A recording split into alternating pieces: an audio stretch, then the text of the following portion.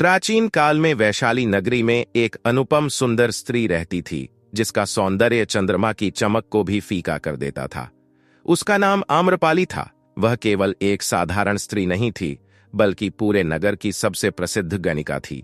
कवि उसकी शोभा के गीत गाते थे, राजा महाराजा उसकी एक झलक पाने को उत्सुक रहते थे, और धनवान व्यापारी उसे बहुमूल्य आभूषणों से सजाना चाहते थे।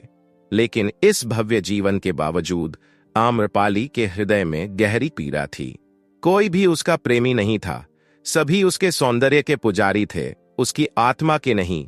वह जानती थी कि यह सौंदर्य स्थायी नहीं है, एक दिन यह सब नष्ट हो जाएगा। एक दिन पूरे नगर में एक समाचार फैल गया। गौतम बुद्ध अपने शिष्यों के साथ वैशाली पधारे हैं। लोग उन्हें देखने और उनके उपदेश सुनने के लिए उमड़ पड़े। आम्रपाली ने भी उनके विषय में सुना था। एक ऐसे राजकुमार जिन्होंने अपना राज्य त्याग कर सत्य की खोज की थी।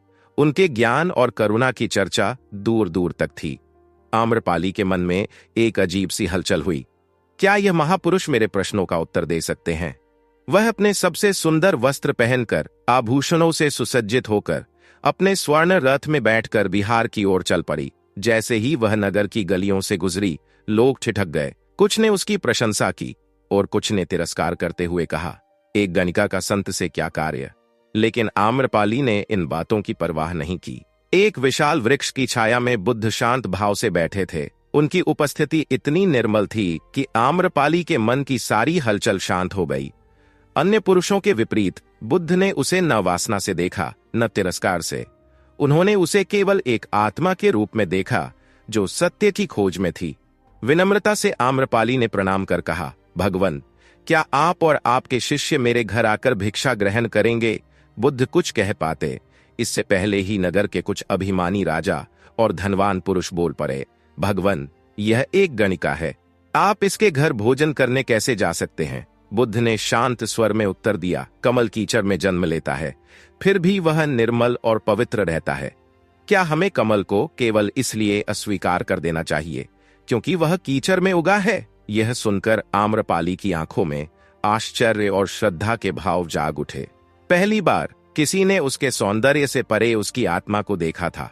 अगले दिन बुद्ध और उनके शिष्य आम्रपाली के भव्य महल में पहुंचे।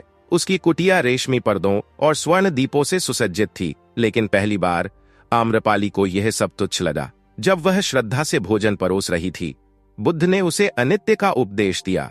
कैसे यौवन क्षणभंगुर है, सौंदर्य नष्ट हो जाता है और सबसे मजबूत महल भी समय के साथ मिट जाते हैं। उन्होंने दुख के बारे में बताया, कैसे सांसारिक सुखों में लिप्त रहना अंततः दुख ही लाता है। और फिर उन्होंने सच्ची स्वतंत्रता का वर्णन किया, वह स्वतंत्रता जो न धन से मिलती है, न प्रतिष्ठा से, बल्कि केवल आत्मज्ञान से प्राप्त होती है। आम्रपाली की आंखों में आंसू छलक पड़े। उसने सोचा, मैंने अपना संपूर्ण जीवन ऐसे लोगों के लिए जिया जो केवल मेरे सौंदर्य की पूजा करते थे। अब मैं सत्य की खोज स्वयं के लिए करना चाहती हूँ।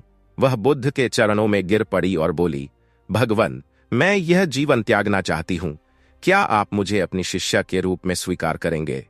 आम्रपाली ने एक ऐसा निर्णय लिया जिससे पूरा नगर आश्चर्यचकित रह गया। उसने अपना महल छोड़ दिया, अपनी संपूर्ण संपत्ति गरीबों में बांट दी और बौद्ध भिक्षुनी बन गई।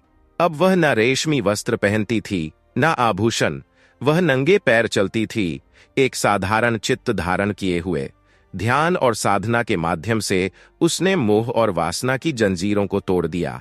अब वह केवल सौंदर्य से परिभाषित नहीं थी, वह अब एक साधिका थी, एक ज्ञानी महिला थी। वर्षों बाद जब उसने निर्वाण प्राप्त किया, तब वही राजा और धनवान व्यक्ति जिन्होंने कभी उसका अपमान किया था, अब श्रद्धा से उसके चरणों में झुक गए।